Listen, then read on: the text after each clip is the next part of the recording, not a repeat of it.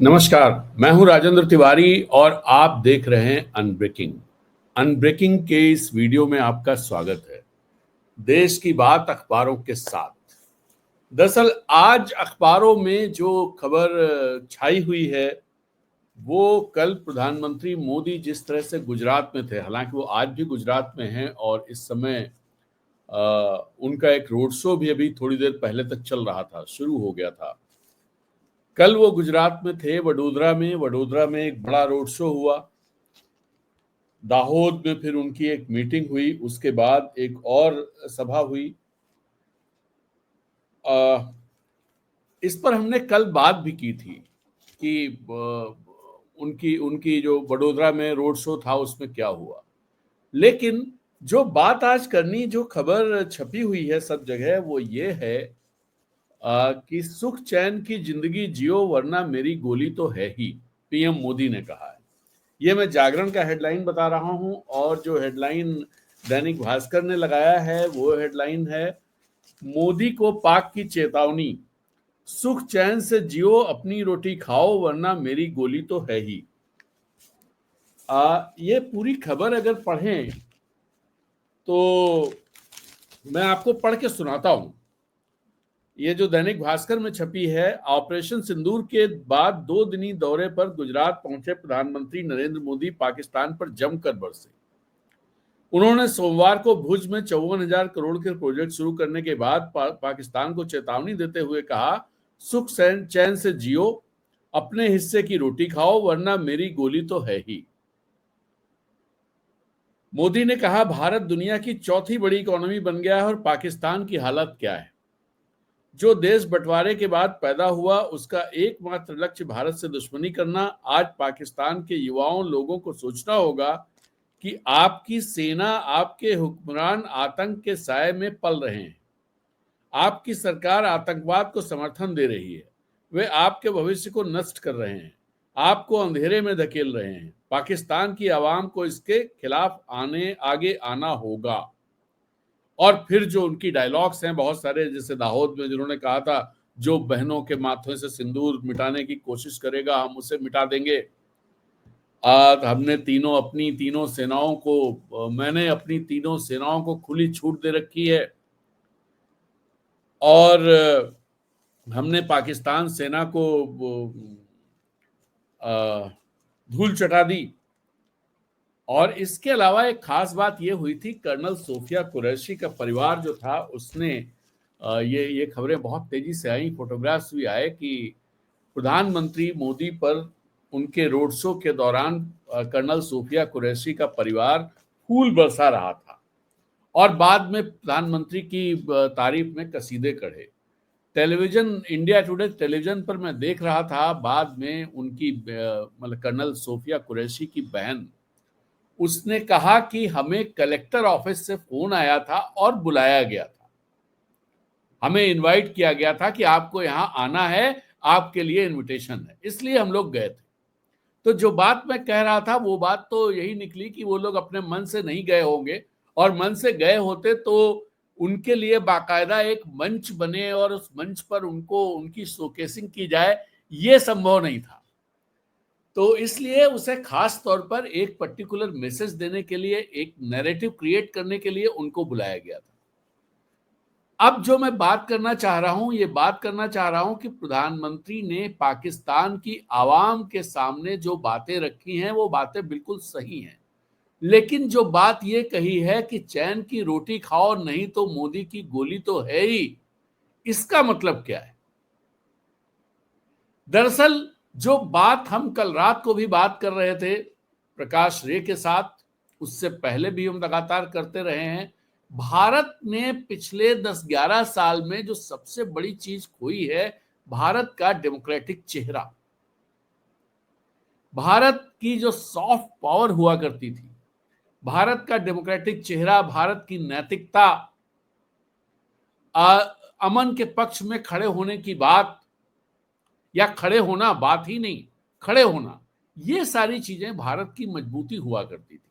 और यही चीजें, अब आप सोचिए कि अगर भारत किसी भी डेमोक्रेसी का, भारत ही नहीं, किसी भी डेमोक्रेसी का डेमोक्रेटिकली इलेक्टेड टॉप लीडर अगर ये पड़ोस के लोगों को ये कहे कि या तो चैन की रोटी अपनी खाओ और नहीं तो फिर हमारी गोली है, ये भाषा दरअसल हो सकता है कि यहाँ पर बहुत सारे लोगों को, जो खासतौर पर प्रधानमंत्री मोदी के समर्थक हैं, भारतीय जनता पार्टी के समर्थक हैं, जो एक समर्थक वर्ग पिछले 11 सालों में बड़ी मेहनत के साथ तैयार किया गया है, social media, main stream media और इस तरह के जो नैरेटिव्स दिए गए, तमाम झूठ, तमाम तरह की बातें, जैसे आज आज भी आपको सोशल मीडिया पर ढेर सारा झूठ पंडित नेहरू के बारे में देखने को मिलेगा। आज पंडित नेहरू की पुण्यतिथि है और पक्के तौर पर आप देखिएगा 3-4 दिनों से पंडित नेहरू के बारे में ढेर सारा प्रोपेगेंडा कि कमला नेहरू को उन्होंने छोड़ दिया था, ऐसा कर दिया था, इसके सहारे छोड़ दिया, कमला नेहरू बीमार थी, वो एडविना के साथ रोमांस कर रहे थे, टाइप वाहियात चीजें जिनका कोई मतलब नहीं है और जिनका कोई सिर पैर नहीं है, जिनको अगर कोई लाइनें जोड़े उनकी तो आप सोच कहेंगे कमला नेहरू कब बीमार पड़ी थी और कमला नेहरू की कब मृत्यु हुई थी और कब एडविना सीन में आई थी। जमीन आसमान का, एडविना 47 में आई और कमला नेहरू 30s में बीमार पड़ी थी। और पूरी कहानी इतनी द्रवित कर देने वाली कहानी है जिसको कोई निर्मम क्रूर व्यक्ति ही उस तरह से सुना सकता है। वो पूरी द्रवित कर देने वाली कहानी है। कमला नेहरू को टीबी था। कमला नेहरू भवाली जो नैनीताल के पास है, नैनीताल से 12 किलोमीटर पर, या आप कहें भीमताल से भी 12 किलोमीटर पर भवाली है। भवाली में जो टीबी सैनिटोरियम था वहां वो भर्ती थी। उनकी हालत बहुत खराब थी, उनको यूरोप ले जाना था। प्रधानमंत्री कह रहा हूं, जवाहरलाल नेहरू जेल में बंद थे। जवाहरलाल नेहरू को पैरोल नहीं मिली, जमानत नहीं मिली। इंदिरा गांधी पढ़ती थी शांति निकेतन में। इंदिरा गांधी को अपनी पढ़ाई छोड़नी पड़ी। जवाहरलाल नेहरू ने रविन्द्रनाथ टैगोर को चिट्ठी लिखी कि उनकी देखभाल के लिए, कमला नेहरू की देखभाल के लिए इंदिरा प्रियदर्शनी की जरूरत है। इंदिरा प्रियदर्शनी को वहां से छुट्टी मिली, वो भवाली गई और भवाली में वो अपनी मां के पास रही और फिर वो लोग यूरोप गए कमला नेहरू के इलाज के लिए। और नेहरू को जमानत नहीं मिली। तो नेहरू के दोस्त सुभाष चंद्र बोस नेहरू के बहुत ही करीबी दोस्तों में से थे। नेहरू ने सुभाष चंद्र बोस से कहा कि यूरोप आ रही हैं कमला, तुम्हारी जिम्मेदारी है इनको देखने की। जिसको इस तरह से ये लोग प्रस्तुत करते हैं कि जैसे लगता पता नहीं सुभाष चंद्र बोस के हवाले कर दिया कमला नेहरू को और खुद यहां मजे कर रहे थे, इस टाइप की बातें करते हैं लोग। वो एक, और सुभाष चंद्र बोस, चूंकि बहुत बहुत कम लोगों को ये जानकारी होगी कि सुभाष चंद्र बोस ने जब शादी की थी जर्मनी में, यूरोप में, तो या वियना में शायद शादी की थी उन्होंने, तो जब उन्होंने शादी की तो इसकी जानकारी सिर्फ शेयर की थी पंडित जवाहरलाल नेहरू से और किसी से शेयर नहीं की थी। नेहरू ने कहा था कि तुमको वापस आना है, कांग्रेस की राजनीति करनी है, ऐसे में तुम ये बातें किसी को मत कहना, क्योंकि अपने यहां का वो अलग रहता है। और आप सोचिए कि ये बातें बहुत बाद में लोगों को पता चल पाई। नेहरू ने कभी किसी से नहीं कहा। और बाद में जब नेहरू को जमानत मिली तो नेहरू गए। जो ये बात कही जाती कि वो मर गई और उनको मुखाग्नि देने वाला कोई नहीं था, ऐसा नहीं है। और एक बात और जिसको सब लोग छुपाते हैं, कमला नेहरू की फोटो, कमला नेहरू की निशानियां नेहरू के बेडरूम में उनके बिस्तर के सिरहाने रखी रहती थी। जो लोग ये कहते हैं कि, और ये जबरदस्त ढंग से फैलाया जा रहा है, तो कितने क्रूर हो सकते हैं वो लोग जो इस तरह की झूठी कहानी कहते हैं, कितने निर्मम हो सकते हैं। आप सोचिए कितने निर्मम हैं जो इस तरह की झूठी कहानियां, जो लोग नहीं जानते और प्रोपोगेट करते हैं, उनकी बात छोड़ दीजिए, वो तो बेचारे हैं, उन पर तो दया की जानी चाहिए। लेकिन जो इन कहानियों को प्रोपोगेट करते हैं इसलिए कि अनजान लोगों को, भोले भाले लोगों को इससे बरगलाया जा सके, सोचिए वो लोग कितने क्रूर हैं। और इसका अंदाजा लगाइए कि जो ये करते हैं वो क्रूर क्यों हैं, और ऐसे क्रूर लोगों के हाथों में क्या देश बहुत आगे और बहुत सफल हो सकता है, बहुत विकास कर सकता है? ये सोचने की बात। खैर, फिर लौट के आते हैं कि डेमोक्रेटिक देश में जो दुनिया का सबसे बड़ा डेमोक्रेसी हो, फंक्शनिंग डेमोक्रेसी, इफेक्टिव डेमोक्रेसी, और जहां के लोग ये मानते हों कि वो मदर ऑफ डेमोक्रेसी है, वहां का नेता गोली की बात करे कि पड़ोस के देश के लोग सुधर जाएं, अपनी सरकार पर दबाव बनाएं, फौज पर दबाव बनाएं, नहीं तो गोली खाने को तैयार रहें। ये दरअसल चीजें सुनने में बड़ी अच्छी लगती हैं, जिंगोइस्टिक चीजें हैं, ये चीजें बड़ी एक जोश भर सकती हैं, लेकिन इनके पीछे का आइडियोलॉजी समझिए क्या है, इनके पीछे की चीजें क्या है। ये बात क्या कभी नेपाल के लिए कही जाएगी? पाकिस्तान के लिए कही जाती है। ये बात कभी कभी भी कोई ऐसी स्थिति बने, क्या श्रीलंका के लोगों के लिए कही जाएगी? पाकिस्तान के लिए कही जा रही है। इसको आप खुद सोचिए कि पाकिस्तान के लिए गोली की बात क्यों कही जा रही है। आपको याद होगा 2020 के दिल्ली विधानसभा चुनाव में भी भारतीय जनता पार्टी के एक नेता ने गोली मारो के नारा दिया था,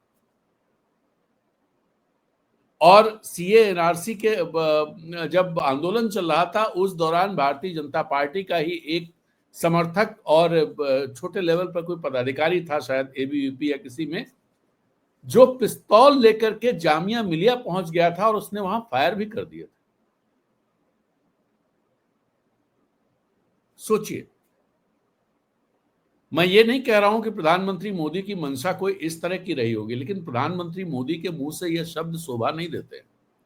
दरअसल अगर ये इसमें ईमानदारी है कि पाकिस्तान के लोग समझें चीजों को, तो उसके लिए जरूरी है कि पाकिस्तान के लोगों के प्रति, लोगों को अपने देश हमारे यहां से मिलने जुलने की उनको पूरी छूट मिलनी चाहिए। वो देखें कि हमारे देश में, जब आप कहते हैं कि हम चौथी बड़ी इकोनॉमी हो रहे हैं, वो देखें कैसे इस देश की इकोनॉमी 4200 बिलियन डॉलर की है, और कैसा उनका देश जो है, जो आज से 35 साल 40 साल पहले तक भारत से ज्यादा अमीर था, पर कैपिटा इनकम ज्यादा थी उनकी, वो देश कैसे आज कटोरा लेकर के खड़ा हो गया। कैसे जो हमारी 4200 बिलियन डॉलर जीडीपी है और पाकिस्तान की जीडीपी 360-370 बिलियन डॉलर है, कहां? तो ये देखना पड़ेगा, ये बताना पड़ेगा। जैसे कश्मीर है, हमारा कश्मीर बहुत डेवलप है, उनका कश्मीर अभी भी मध्ययुगीन समय में रहता है, जो उनके कब्जे में कश्मीर है, लेकिन हमारा कश्मीर बहुत डेवलप है। वहां फ्लाइट्स हैं, ट्रेन है, अच्छी चमचमाती रोड्स हैं। ऐसी क्या चीज है जो नहीं है, जो दुनिया में होती हो और हमारे कश्मीर में नहीं है? हर चीज है। उनका कश्मीर मध्ययुगीन टाइप का है, जो उन्होंने कब्जा कर रखा है। गिलगिट बाल्टिस्तान भी उसी तरह का। चीन ने जो सड़क बना रहा है, वो सड़क ना हो तो गिलगिट बाल्टिस्तान तो बिल्कुल, अफगानिस्तान और गिलगिट बाल्टिस्तान एक जैसे उसमें आप कह सकते हैं आर्थिक रूप से। तो ये जो चीजें हैं, इसलिए ये चिंताजनक बात है कि प्रधानमंत्री डोमेस्टिक पॉलिटिक्स के लिए जिस तरह की बातें करते हैं, इन बातों का असर हमारी इंटरनेशनल इमेज पर पड़ता है। और जो बात हम कल कर रहे थे कि इस दौरान ये 88 घंटे जो हमारा कॉन्फ्लिक्ट था, पाकिस्तान से डायरेक्ट कॉन्फ्लिक्ट हुआ था, जिसमें अटैक्स हुए, उस दौरान कोई दुनिया का कोई देश खुल करके भारत के साथ क्यों नहीं खड़ा हुआ? क्यों नहीं किसी ने पाकिस्तान पर दबाव बनाया कि वो पाकिस्तान को बोला कि तुम गलत कर रहे हो? क्यों नहीं किसी ने ऐसा कहा? क्यों नहीं लोग खड़े दिखाई दिए? और उसकी ये क्यों जरूरत पड़ी, जब पिछले 11 साल के दौरान हमारे प्रधानमंत्री 127 या 130 विदेश यात्राएं कर चुके, 72 देशों की यात्राएं की, सब जगह गले मिलते हैं, सब जगह लोगों से मिलते हैं, हमारे विदेश मंत्री लगातार विदेश में ही रहते हैं। उसके बावजूद अगर हमें प्रतिनिधिमंडल भेजने पड़े सर्वदलीय, तो इसका मतलब क्या है? और उसके बाद हम गोली मारने वाली भाषा में बात करें। हम एक डेमोक्रेसी हैं, हम ऑटोक्रेसी नहीं है। जब कोई संस्था डेमोक्रेसी पर निगरानी रखने वाली या जो जो लोग इस तरह की संस्थाएं होती हैं, यूरोप में हैं, अमेरिका में हैं, जो इस तरह के सर्वे करते हैं, डेमोक्रेसी इंडेक्स वगैरह जारी करते हैं, जब वो कहते हैं कि भारत जो है इलेक्टेड ऑटोक्रेसी की कैटेगरी में आता है, तो हम उन पर गुस्सा करते हैं कि वो हमारे देश को जानबूझ करके डिग्रेड करने की कोशिश कर रहे हैं। हमारी गवर्नमेंट ये कहती है। लेकिन जब हम खुद डेमोक्रेटिकली इलेक्टेड होते हुए भी डेमोक्रेसी की बात करते हुए बुद्ध की बात करते हैं, गांधी की बात करते हैं, हम कहते हैं युद्ध का समय नहीं बुद्ध का समय है, उस समय हम पड़ोस के लोगों के नागरिकों को कहते हैं, दूसरे देश के पड़ोसी देश के नागरिकों को कहते हैं, या तो चैन की रोटी खाओ अपनी, नहीं तो फिर हमारी गोली खाओ। ये दरअसल ये भाषा अपने में बहुत कुछ कम्युनिकेट करती है। ये भाषा पाकिस्तान को डायरेक्टेड नहीं है, दिक्कत यही सबसे बड़ी है। ये भाषा हमारी डोमेस्टिक पॉलिटिक्स को एड्रेस कर रही है, और ये जो भाषा जो डोमेस्टिक पॉलिटिक्स को एड्रेस कर रही है, ये एकता की बात नहीं करती, विविधता में एकता की बात नहीं करती है, ये डराने की बात करती है, ये जो है वो डिविसिवनेस की बात करती है, डिवाइड करने की बात करती है। यहां पर दिक्कत है, और इसी वजह से जो जो कल कल हम लोग बात कर रहे थे प्रकाश रे के साथ, तो एक बात निकल के आई कि भारत पर कोई भरोसा नहीं करता है। या और भी कुछ लोगों को मैं सुन रहा था, बड़े विद्वानों को, बड़े जर्नलिस्ट को, जो बीबीसी में रहे हैं या दूसरी जगहों पर हैं, उन सबको सुन रहा था, और जिनकी जिनकी एक बड़ी फैन फॉलोइंग है, उन्होंने कहना भारत पे किसी को भरोसा नहीं है दुनिया में। और यह भरोसा डिगा क्यों? ये पिछले 10-11 सालों का मामला है जिसमें भरोसा डिगा है। भारत कहां जाएगा, क्या करेगा, कैसे बिहेव करेगा, कुछ नहीं पता। और जिस तरह से दरअसल एक चीज और है जिसके चलते भारत की करेंसी जो है कमजोर हुई, करेंसी मतलब रुपया नहीं कह रहा हूं मैं, भारत की जो धमक है वो जो कमजोर हुई, उसकी बड़ी वजह यह है कि आप अपने क्षेत्र में, जो आपका अपना क्षेत्र है, आपका जो नेबरहुड है, उस नेबरहुड में आपका कोई दोस्त नहीं है, आप किसी के भी ट्रस्टेड फ्रेंड नहीं है, लाई नहीं है, आप किसी को भी नहीं कह सकते, या कोई आपको नहीं कह रहा कि आप टाइम टेस्टेड फ्रेंड हैं किसी के। चाहे वो नेपाल हो, चाहे वो भूटान हो, श्रीलंका हो, म्यांमार हो, मालदीव हो, बांग्लादेश हो, पाकिस्तान को तो छोड़ ही दीजिए। या और थोड़ा अगर एक्सटेंडेड नेबरहुड में जाएं तो थाईलैंड हो, सिंगापुर हो,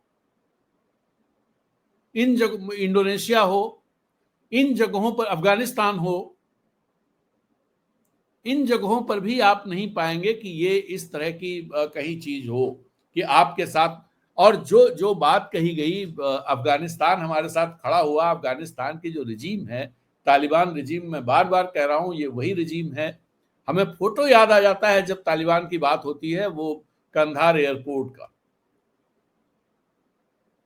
आप तलाशिए उसे और आप देखिए ये कौन से लोग हैं।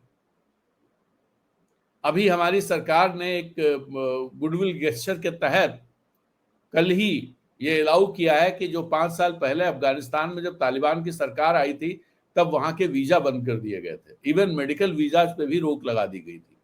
तो अब वीजा थोड़ा लीनियंट किए जा रहे हैं, क्योंकि पिछले दिनों अफगानिस्तान हमारे साथ, या तालिबान हमारे साथ खड़ा दिखाई दिया। ये भी नहीं भूलना चाहिए कि तालिबान पूरी तरह से चीन की गिरफ्त में है, और जिन मुत्ताकी से जयशंकर ने बात की थी, विदेश मंत्री जो है वहां के, उन मुत्ताकी को पिछले बुधवार को चीन के विदेश मंत्री वांग यी ने बीजिंग में तलब किया था, और पाकिस्तान के मंत्री से, डार से, जो उप प्रधानमंत्री हैं, उनके साथ उनकी मुलाकात कराई थी, और दोनों के बीच में जो भी बातें हुई हों, उस, और जो ये तहरीके तालिबान पाकिस्तान को लेकर के जो बात चलती है, जिस तरह की दुश्मनी पाले हुए हैं, उस दुश्मनी को थोड़ा कम कराने की कोशिश चाइना ने तालिबान और पाकिस्तान के बीच में की, और मुत्ताकी चाइना की बात को टाल नहीं पाए। उसी के 2 दिन पहले ही तो उन्होंने बात की थी जयशंकर से, लेकिन जब वांग यी ने उनको तलब किया बीजिंग, तो वो भागे भागे बीजिंग गए। खैर, ये चीजें चल रही। एक और कर्नल सोफिया कुरैशी की हमने बात की। कर्नल सोफिया कुरैशी, और कल भी मैंने कहा था, जब मैंने 5 सवाल रखे थे प्रधानमंत्री के लिए, मैंने कहा था क्यों नहीं प्रधानमंत्री अपने सभाओं में ये कह पाते हैं कि कर्नल सोफिया कुरैशी उनकी बेटी है। क्यों नहीं वो कह पाते हैं कि विजय शाह जो कह रहे हैं गलत कह रहे हैं, उनको हमारी पार्टी में रहने का अधिकार नहीं है, उनको मंत्री रहने का अधिकार नहीं है, उनको तुरंत बर्खास्त कर दिया जाए। ऐसा वो भोपाल फोन करके वहां के मुख्यमंत्री को क्यों नहीं कह देते हैं, मोहन यादव को।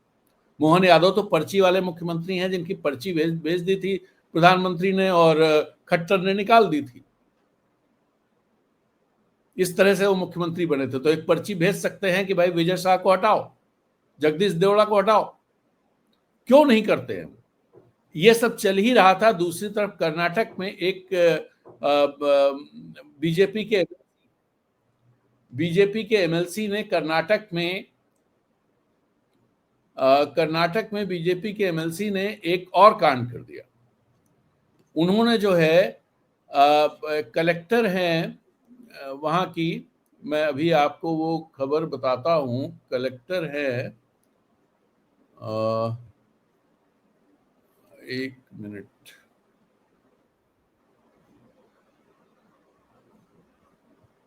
मैं दरअसल वहां क्या हुआ, कलेक्टर हैं जो मुस्लिम हैं, उनको बीजेपी के एक एमएलसी ने ये कहा है कि वो कलेक्टर जो है वो पाकिस्तानी है, उनको पाकिस्तानी कह दिया है।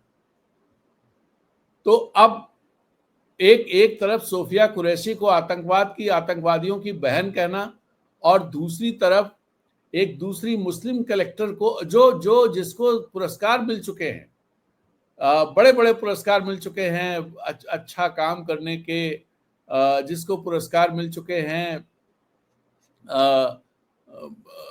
इसके क्या क्या बोलते हैं, प्रशासनिक अच्छे प्रशासनिक कार्य करने के लिए, जिसको पुरस्कारों से नवाजा जा चुका है, उस लेडी ऑफिसर को भारतीय जनता पार्टी का एमएलसी कहता है कि ये पाकिस्तानी है, ये कांग्रेस के लिए काम करती है। अब क्या प्रधानमंत्री मोदी, चूंकि और कोई तो बोलता नहीं है, तो प्रधानमंत्री मोदी को ही बोलना पड़ेगा। क्या प्रधानमंत्री मोदी बोलेंगे कि ये जो BJP MLC N Ravi Kumar हैं, एन रवि कुमार को क्या क्या उनको भारतीय जनता पार्टी में रखा जाएगा, नहीं रखा जाएगा? इन्होंने कलबुर्गी की डिप्टी कमिश्नर फौजिया तरन्नुम के बारे में ये कहा कि she may have come from the Pakistan. इनको जो है 2015 कैडर की आईएएस अफसर हैं, और इनको जो बेस्ट इलेक्टोरल प्रैक्टिसेस अवार्ड अभी मिले, जो 22 लोगों को मिले, उनमें से एक फौजिया तरन्नुम भी है।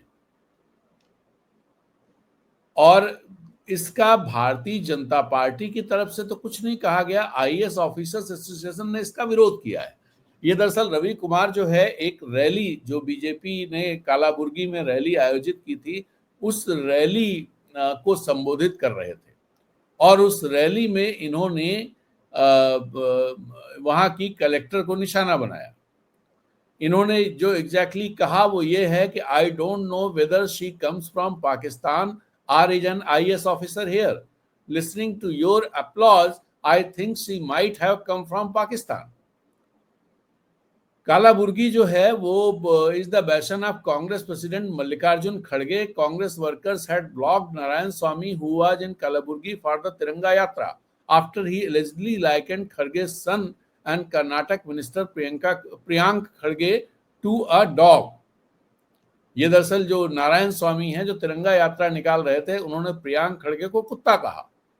मतलब इस लेवल की बातें कही जा रही हैं भारतीय जनता पार्टी के नेताओं की तरफ से, और भारतीय जनता पार्टी की टॉप लीडरशिप इस पर चुप है। और ये खबर द इंडियन एक्सप्रेस में छपी है और साउथ के अखबारों में छपी है। नॉर्थ के हिंदी अखबारों में तो खबर भी नहीं है। ये चीजें एक तरह से चल रही हैं। अब प्रधानमंत्री गोली मारो और ये सब कह रहे हैं, दूसरी तरफ जयशंकर कल सफाई दे रहे थे। जयशंकर कह रहे थे कि जो राहुल गांधी ने कहा है या उन्होंने जो कहा था कि ऑपरेशन सिंदूर के समय हमने पाकिस्तान को बता दिया था, अब एग्जैक्टली उन्होंने जो बात कही कि ऑपरेशन होने के आधा घंटे के बाद, यानी एक बजे 1:30 बजे तक ये कार्रवाई हुई थी। 1:44 पर पीआईबी की प्रेस रिलीज आई थी रात को, और 1:44 की प्रेस रिलीज आने के बाद उनका कहना है कि हमारे डीजीएमओ ने पाकिस्तान को फोन किया। ये बात तो कभी इससे पहले कही नहीं गई कि हमारे डीजीएमओ ने पाकिस्तान को फोन किया। मैं आपको खुद अपनी बात बताऊं कि 2 बजे के आसपास, 2 बजने में 2 मिनट कम या 5 मिनट कम पर मैं चुप कंप्यूटर पे बैठा हुआ था, ट्विटर सर्फ कर रहा था, तो मैंने खुद वो वीडियो देखे जो वीडियो अपलोड हुए थे, और हमने पीआईबी की रिलीज 2 बजे के आसपास देख ली थी। हमने डिफेंस मिनिस्ट्री का जो ट्वीट था उसे देख लिया था। तो मेरा कहने का तात्पर्य ये है कि जयशंकर, ठीक है, जयशंकर बता रहे हैं कि नहीं, हमने उनको पहले आगाह नहीं किया, पहले बताया नहीं, आधे घंटे बाद बताया। जब ये ऑपरेशन हो गया, ऑपरेशन मतलब ये अटैक्स हो गए, उसके आधे घंटे के बाद बताया। ठीक है, आपने आधे घंटे के बाद बताया, तो पहले आप ये क्यों कह रहे थे? और इस तरह से भारतीय जनता पार्टी या कई सोर्सेज के हवाले से ये बातें क्यों हो रही थी कि ये इंटरनेशनल नॉर्म्स हैं कि उसमें बताना होता है? इस तरह की बातें अखबारों में क्यों आई थी? ये दरअसल मेरे दिमाग में, मैं जयशंकर पर भरोसा करता हूं, लेकिन सवाल ये है कि अगर जयशंकर बिल्कुल सही थे, कोई गड़बड़ नहीं था, तो ये इस तरह की अटरम शटरम चीजें सोर्सेज के लिहाज से मीडिया को क्यों फीड की गई? और उस दौरान ही ये क्यों नहीं कहा गया टाइम स्टैंप के साथ कि जब पीआईबी की प्रेस रिलीज आ गई थी, हमने जारी कर दिया था, उसके बाद पाकिस्तान से हमारे डीजीएमओ ने बात की? ये बताया जाना चाहिए था, लेकिन ये नहीं बताया। दूसरा जो अमेरिका की बात है कि सीज फायर किसके दबाव में हुआ, क्या अमेरिका ने कराया है? जिस पर जयशंकर का कहना बिल्कुल नहीं कराया है। लेकिन एक बड़ा सवाल अभी भी खड़ा है कि भारत के द्वारा सीज फायर की घोषणा से पहले ट्रंप ने ट्वीट कैसे कर दिया? फिर अगर ट्रंप का उसमें कोई रोल नहीं था, तो ट्रंप ने ट्वीट कैसे किया? और दूसरा सवाल ये सबसे बड़ा आता है, मार्को रूबियो जो वहां के विदेश मंत्री हैं, secretary of state, Marco Rubio का वो डिटेल ट्वीट कैसे आया कि इस सीज फायर के पीछे क्या एक्सरसाइज यूएस एडमिनिस्ट्रेशन ने की है? ये कैसे आया? तो क्या भारत सरकार या जयशंकर या प्रधानमंत्री कार्यालय या प्रधानमंत्री खुद ये बात कह सकते हैं कि ट्रंप झूठ बोल रहे हैं, रूबियो झूठ बोल रहे हैं, जेडी वांस ने जो रिट्वीट किया है वो झूठ है? और जब तक ये नहीं कहा जाता तब तक ये गोलमोल चीजें ही हैं। और दरअसल ये इशू इसलिए बना क्योंकि प्रधानमंत्री नरेंद्र मोदी ना तो विपक्ष के नेताओं से बात करते हैं, ना किसी बात को लेकर उनको कॉन्फिडेंस में लेते हैं। मान लीजिए किन्हीं वजह से कुछ ऐसी चीजें हैं जो पब्लिक में शेयर नहीं की जा सकती, तो आप जिम्मेदार नेताओं के साथ तो शेयर कर सकते हैं कि भाई, और यही एक आपसी कॉन्फिडेंस का मामला होता है। मामला ये नहीं होता है कि सारे लोगों ने देश का सपोर्ट तब है और एक तरफा के साथ प्रधानमंत्री जो करें उनको खुली छूट है और विपक्ष उनके पीछे हाथ बांध के खड़ा हो जाएगा। This is not democracy, this is not देशभक्ति। दरअसल होना यह चाहिए कि प्रधानमंत्री जो कुछ कर रहे हैं उसमें जो टॉप लीडर्स हैं, जो विपक्ष के नेता हैं, उनको खुद कॉन्फिडेंस में लेना चाहिए और उनको अप्राइज करना चाहिए कि स्थितियां क्या हैं, चीजें क्या हैं, इन स्थितियों में उनको क्या करना पड़ रहा है या क्या करने की जरूरत है, और यही मुफीद है। और ये हमेशा होता रहा है, डेमोक्रेसीज में ये होता है, अपने देश में होता रहा है कि जब कोई ऐसी चीज हुई है तो विपक्ष के नेताओं को पूरी तरह से उनको इस बारे में बताया गया है, उनके सवालों के जवाब दिए गए हैं, और जो चीजें पब्लिक उसमें नहीं आनी चाहिए वो उनको कह दिया जाता है कि भाई ये चीजें सिर्फ आपकी जानकारी के लिए हैं, ये पब्लिक कंजम्पशन के लिए नहीं है, ये पब्लिक में रखने के लिए नहीं है। लेकिन प्रॉब्लम ये है कि जब हमारे देश की राजनीति में जो पार्टी सत्ता में है, जो लोग सत्ता में हैं, वो सारी चीजों का डोमेस्टिक पॉलिटिक्स में फायदा उठाना चाहते हैं। तो ऐसे में वो कोई भी चीज ऐसी विपक्ष से भी शेयर नहीं करना चाहते और नहीं चाहते हैं कि विपक्ष को कोई किसी तरह का क्रेडिट मिल सके किसी तरह से। उनको इस बात से भी दिक्कत है कि विपक्ष साथ क्यों खड़ा था उनके, क्योंकि विपक्ष साथ खड़ा होने की वजह से क्या हुआ, प्रधानमंत्री मोदी ये नहीं कह पा रहे हैं अब कि विपक्ष देश विरोधी काम कर रहा था। उनको, उनके लिए अच्छी बात ये नहीं है कि विपक्ष साथ में खड़ा था, पूरा देश एकजुट था। उनके लिए अच्छी बात नहीं है, क्योंकि उनसे वो मौका छिन गया जिसका वो डोमेस्टिक पॉलिटिक्स में इस्तेमाल कर सकते थे। और इसीलिए आप देखिए कि जो एक जो भारतीय जनता पार्टी का, प्रधानमंत्री मोदी का जो इकोसिस्टम है, पूरा जो इकोलॉजी है उनके लोगों की, या आप कहें कि जो टोपोग्राफी भी कह लीजिए आप उसे, जो है वो एकदम एक्टिव हो जाती है और तुरंत विपक्षियों को, विपक्षी दलों को पाकिस्तान के सुर में सुर मिलाते हुए बोलने वाला कहने लगती है। जैसे राहुल गांधी को कहा गया कि ये तो पाकिस्तान की बात कर रहे हैं। सवाल ये है कि जब पाकिस्तान कोई बात कह रहा है, दुनिया के अखबार कोई बात कह रहे हैं, फ्रांस का मीडिया कोई बात कह रहा है, अमेरिका का मीडिया कोई बात कह रहा है, जो एक्सपर्ट्स हैं, जो मिलिट्री एक्सपर्ट्स हैं, जो वारफेयर एक्सपर्ट्स हैं, वो कुछ बात कह रहे हैं, मार्केट्स उस पर रिस्पॉन्ड कर रही हैं, तो भारत को क्यों नहीं बताना चाहिए कि एक्चुअली क्या हुआ? दूध का दूध, पानी का पानी क्यों नहीं कर देना चाहिए? और क्यों एम्बिगुअस सिचुएशन बना के रखनी चाहिए जिसमें तमाम तरह की कयासबाजियों को जन्म मिल सके? तो ये दिक्कत है। और जो मैंने कहा कि गोली बोली वाली जो बात चलती है वो बहुत खतरनाक है, बहुत खतरनाक है, बहुत खतरनाक है। इसमें आप दुनिया में, मैं नेताओं की बात नहीं कर रहा हूं कि ट्रंप की बात करें या शी जिनपिंग की बात करें या पुतिन की बात करें या जेलेंस्की की बात करें या मैक्रों की बात करें, स्टार्मर की, मैं इन नेताओं की बात नहीं कर रहा हूं। मैं बात कर रहा हूं दुनिया की जनता। आपको याद होगा कल भी हम लोग बात कर रहे थे कि जब मार्टिन लूथर किंग जूनियर इस देश में आए तो उन्होंने कहा ये देश जो है हमारे लिए तीर्थ स्थल से कम नहीं है, क्योंकि ये गांधी का देश है। नेल्सन मंडेला यहां आए तो वो भी इसी तरह की भाषा बोल रहे थे। आपको याद होगा फलस्तीन के नेता थे यासर अराफात, वो भी जब यहां आते थे, उग्रवादी नेता थे, लेकिन यहां आते थे तो वो इसको वो तीर्थ ही मानते थे।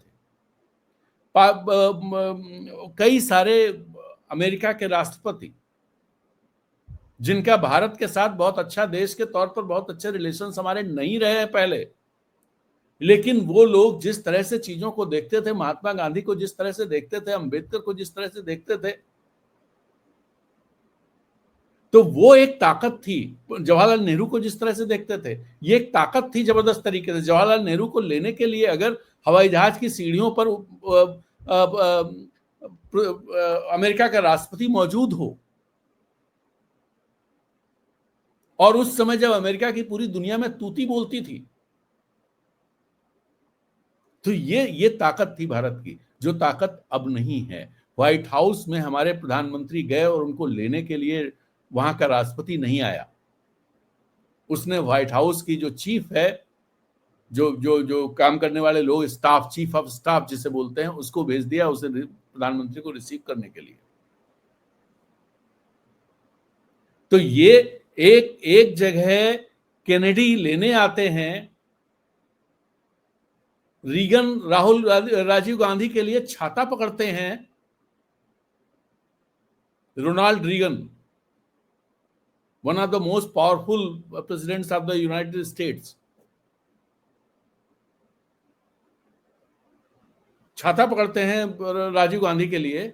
और दूसरी तरफ हमारे प्रधानमंत्री को व्हाइट हाउस के पोर्टिको में ही लेने के लिए राष्ट्रपति नहीं आते हैं। ये क्या दर्शाता है? हम कहते रहे, ये यही दर्शाता है कि जब जिस भाषा में हम बात करते हैं, उस भाषा से हम अपने को कमजोर करते जा रहे हैं, अपना प्रभाव खत्म करते जा रहे हैं, दुनिया में जो हमारी सॉफ्ट पावर है उसको खत्म करते जा रहे हैं। तो ये खबरें, खैर पहले जब अखबार होते थे, आज से खासे दिन पहले बात करें तो लोग इस तरह से एडिटर्स, जर्नलिस्ट इस तरह के एनालिसिस भी डालते थे जब ऐसी कोई बात होती थी, और ये चीज भी कहते थे कि प्रधानमंत्री को ऐसा कहना शोभा देता है कि नहीं देता है।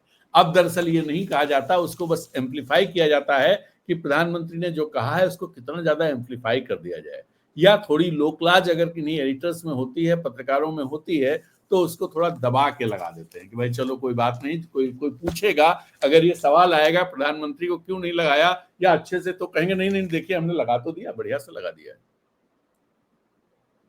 तो ये स्थितियां हैं। खैर, एक और खबर मेरी निगाह में आई, वो खबर ये कि इंडियन एक्सप्रेस में ही है वो खबर, शायद इंडियन एक्सप्रेस में ये खबर है कि बिहार में जो पॉलिटिकल सिचुएशन है वो बहुत कंफ्यूजिंग है, और इधर जो घटनाएं और हो गई, जैसे तेज प्रताप यादव की घटना हो गई, तेज प्रताप यादव वाली घटना का क्या असर पड़ेगा क्या नहीं अभी तय कर पाना थोड़ा मुश्किल है, वहां के पॉलिटिक्स में क्या असर पड़ने वाला है। लेकिन तेज प्रताप यादव की घटना को इस जो पूरा और जो मजबूत दिखाई देता था महागठबंधन, उसमें दरार डालने के लिए, उसको कमजोर करने के लिए भारतीय जनता पार्टी जरूर इस पूरे एपिसोड को प्ले करेगी, इसमें कोई दो राय नहीं है। लेकिन ये कितनी दूर तक प्ले हो पाएगा, इसे इसे भी नहीं कहा जा सकता, क्योंकि मामला बहुत अलग किस्म का है, सीरियस है, और लालू प्रसाद के बेटे का है। और सवाल ये भी उठ रहे हैं, क्या लालू प्रसाद को पहले से नहीं पता था? बहुत सारे फोटोग्राफ्स सोशल मीडिया पे तैर रहे हैं, कुछ वीडियो तैर रहे हैं, जिनसे ये पता चल रहा है कि जो तेज प्रताप का जो ये रिलेशनशिप है ये पहले से था, और शायद उनकी शादी भी हुई। हालांकि ये शादी जो जो जो ऐश्वर्या से शादी हुई थी, मुद्रिका यादव की बेटी से, दरोगा प्रसाद राय की पोती से, वो शादी अभी तक नल एंड वाइड, या नल एंड वाइड की बात नहीं है, तलाक अभी तक नहीं हुआ है। चूंकि तलाक अभी तक नहीं हो पाया है, इसलिए या तो ये शादी नल एंड वाइड रहेगी, और दूसरा कि वो जो शादी है उस लड़की के, ऐश्वर्या राय के जो जो तर्क हैं, जो अदालत में जिस चीजों को लेकर के गई है, वो ज्यादा मजबूत हो जाएंगे। खैर, ये टेक्निकल मामला है। मामला ये है पब्लिक परसेप्शन क्या बनेगा, और दूसरी बात ये है, क्या तेज प्रताप यादव, जिनको लालू प्रसाद यादव ने पार्टी से तो निकाला ही है, अपने कुनबे से भी बाहर कर दिया है, क्या तेज प्रताप यादव चुप बैठेंगे और लालू प्रसाद यादव की बात को मान लेंगे, या फिर तेज प्रताप यादव बीजेपी या कुछ ऐसी पॉलिटिकल पावर्स के हाथ में खेलना शुरू कर देंगे, जिससे कि वो तेजस्वी यादव और जो जो कुनबे से उनको निकाला गया उसका पॉलिटिकल तौर पर और निजी तौर पर बदला ले सके। एक इसमें एंगल और है, वो एंगल ये है कि तेज प्रताप यादव को लेकर के राबड़ी देवी का हमेशा ही बहुत सॉफ्ट कॉर्नर रहता है। तेज प्रताप यादव पर अगर अंकुश नहीं लग पाया तो उसमें बहुत बड़ा हाथ राबड़ी देवी का रहा है। राबड़ी देवी हमेशा तेज प्रताप यादव को बचाती आई है। राबड़ी देवी, ऐसा नहीं है कि वो तेजस्वी के खिलाफ हैं, लेकिन वो तेज प्रताप को हमेशा एक कवच के तौर पर, एक माँ है, एक कवच के तौर पर खड़ी रहती हैं तेज प्रताप के लिए। इस बार वो नहीं खड़ी होंगी, इसकी क्या गारंटी है? तो ये सब चीजें खैर आने वाले दिनों में अनफोल्ड होंगी, और तब पता चलेगा किस किस डायरेक्शन में चीजें जाएंगी। लेकिन एक बड़ी खबर ये है, असदुद्दीन ओवैसी इस कोशिश में लगे हुए हैं कि वो बिहार में महागठबंधन यानी इंडिया गठबंधन में उनको स्पेस मिल सके। आपको याद दिला दे, 2020 के चुनाव में असदुद्दीन ओवैसी की पार्टी AIM ने बसपा और उपेंद्र कुशवाहा की पार्टी के साथ गठबंधन किया था, और 25 सीटों पर चुनाव लड़ी थी। जिन 25 सीटों पर चुनाव लड़ी थी उसमें से 5 सीटें उसने न सिर्फ जीती थी, बल्कि बाकी सीटों पर महागठबंधन की पूरी गणित को गड़बड़ा दिया था, जिसके चलते महागठबंधन सिर्फ 12 के नंबर से सरकार बनाने से वंचित रह गया। और कहा यह जाता है, जैसे अलग अलग फैक्टर्स कहे जाते हैं, एक फैक्टर ये कहा जाता है कांग्रेस 70 सीटों पर नहीं लड़ती और कम सीटों पर लड़ती, या कांग्रेस 70 में से 19 की जगह अगर वो जैसा 2015 में जो उसका परफॉर्मेंस रहा था 28 सीटें, तो 28 सीटें अगर जीत लेती तो सरकार बन जाती। लेकिन कांग्रेस नहीं जीत पाई, तो कांग्रेस के प्रदर्शन की वजह से तेजस्वी यादव की सरकार नहीं बनी। एक एक नैरेटिव ये रहता है। दूसरा नैरेटिव ये रहता है कि भारतीय जनता पार्टी को जब पहले चरण में लगा कि उनके पैर के नीचे से मिट्टी खिसक रही है, उनके पैरों के नीचे से जमीन खिसक रही है, तो उन्होंने फिर जो बाकी तौर तरीके होते हैं उन तौर तरीकों का इस्तेमाल किया दूसरे और तीसरे चरण में। नीतीश कुमार को भी लगा कि चीजें, और उस बार चिराग पासवान नीतीश के खिलाफ लड़ रहे थे और भारतीय जनता पार्टी नीतीश को किनारे लगाने के लिए चिराग पासवान के पीठ पर हाथ रखे हुए थे। लेकिन जब पहले चरण के चुनाव हो गए दक्षिण बिहार में खास तौर पर, तब उसको एहसास हुआ कि अगर ऐसा हुआ तो फिर हमारी जमीन ही खिसक जाएगी। तब फिर चीजों को फिर से ठीक करने की कोशिश की गई, इस वजह से वो सरकार बन पाई।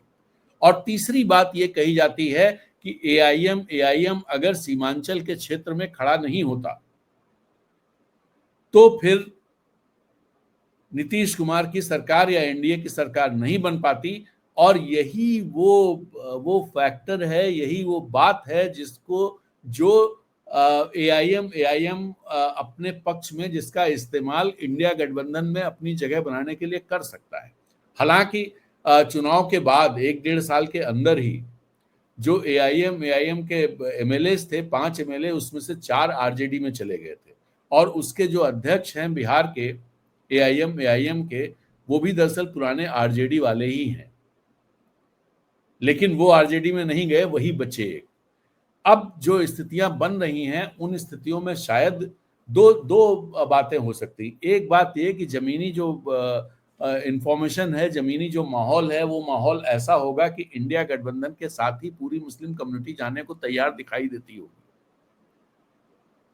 ऐसे में एआईएम अगर पिछला अपना वो, मान लीजिए जिस तरह से उन्होंने 5 वो जीते थे और इस बार चुनाव लड़े और उनकी जमानतें जब्त हो जाए, तो एआईएम का एक तरह से नॉर्थ इंडिया में जो एक थोड़ा सा धमक रहती है, वो धमक पूरी तरह से खत्म हो जाएगी। और असदुद्दीन ओवैसी की जो एक पूछ परख रहती है, वो पूछ परख भी इसके साथ ही खत्म हो जाएगी।